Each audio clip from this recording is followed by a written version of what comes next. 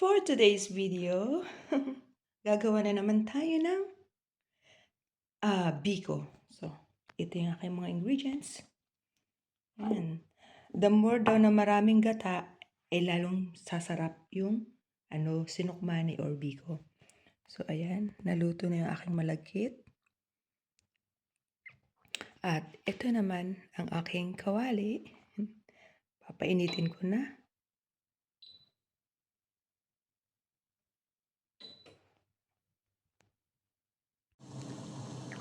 So, ayan, kumukulo na. Di ko siya, try kong haluin. Hinalo ko na pala yung eto. Tawag dito. Palm sugar. Hinalo ko na dyan.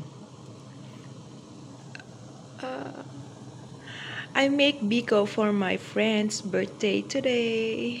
Also their anniversary. Ayan! Atin ang halu-haluin.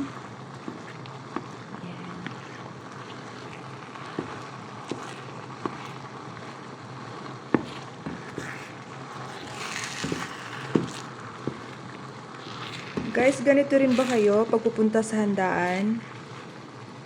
May baon. Ayan.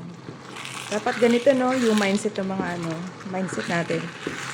Pag pupunta tayo sa handaan, dapat meron din tayong baon. Ayan. May special biko. Yeah, my biko is done. Ayan. Mamaya,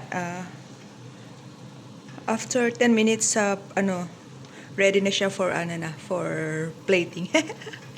Ayan. That's for, gift, sa friend ko. Birthday niya kasi today at anniversary nila.